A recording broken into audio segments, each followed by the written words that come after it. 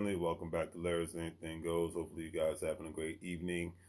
Basically, I got the news today that the pipeline is back up in Texas and whatnot. I made a video about this last night.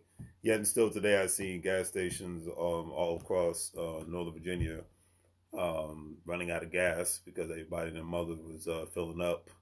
And actually recently read that regulators and throughout specific states in the southeastern areas actually tightened up restrictions for people to have a certain amount of gasoline within the vehicle and things of that nature.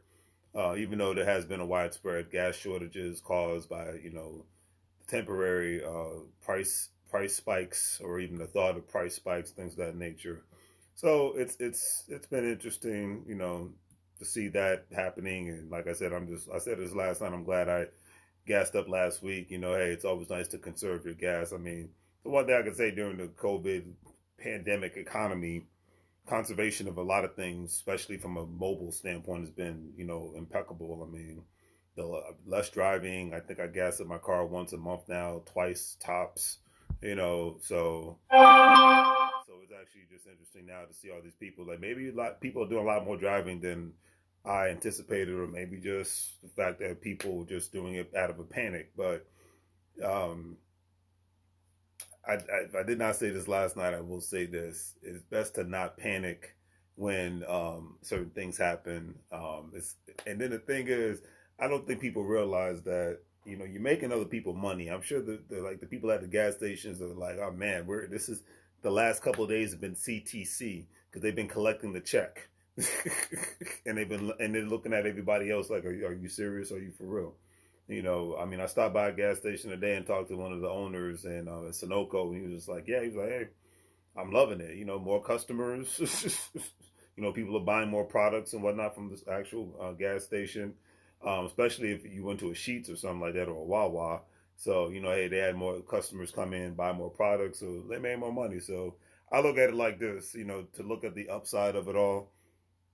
The economy, certain aspects of the gas station economy got boosted and whatnot during this situation. Just like the tech economy got boosted during when the pandemic first started because more and more people were doing things online, and obviously the hand sanitizers, hand wipes, face masks. I could keep going on. That got boosted during the beginning, and now the gas economy got boosted, and then like the toilet paper industry and the paper towel industry got boosted. I think a lot of consumers don't realize that you keep forgetting that when you spend money, you're usually making somebody else rich. You're not really enriching yourself unless you're putting it into an asset like cryptocurrency, stocks, bonds, real estate, a business, things of that nature, precious golds, metals. Not giving out any financial advice. I'm just calling it like I see it. So I'm just laughing at this whole situation. I'm just like, well, hey, look at the upside. You boosted the economy. I even knew people that made plane arrangements, flights, and whatnot because they were afraid that the tickets were going to skyrocket. So it's like, let me get this ticket to Vegas now. Let me get this ticket to the foreign country now, et cetera, and so forth. So, hey, bravo. if there's going to be a way to boost the economy, and it's nothing to play around with because I see there was actually a specific hacker asking for ransoms, and that's just another thing to take into consideration, family. With this being the digital age, at the day of artificial intelligence, we're going to, and this person in the comment section actually reminded me of this, you're going to see more and more cyber attacks to necessity products for ransom. So think of water, power, things of that nature.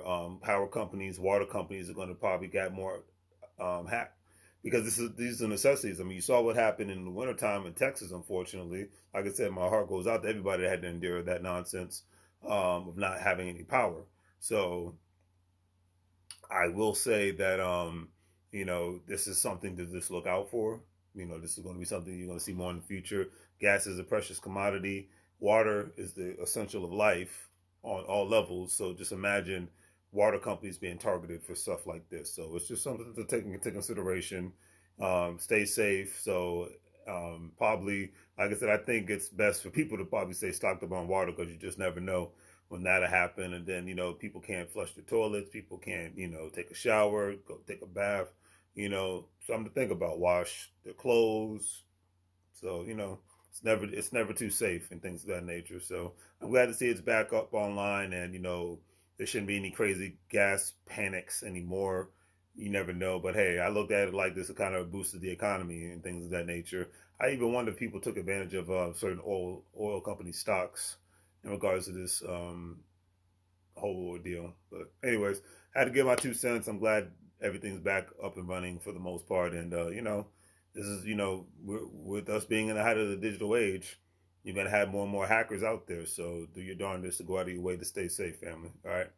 Do the great three free things: like, share, and subscribe. Make money moves. You will live broke like a fool, and stay safe, family, and appreciate what you have. Because once again, COVID taught us what to appreciate because it was gone, like being able to fly and go out and have fun and go to places, on a level, things of that nature. And this whole gas situation taught us, to never take gas for granted. Never take anything for granted. That's my mindset. Period. If I haven't learned anything in the last 2 years, never take anything for granted. All right. So take care, family.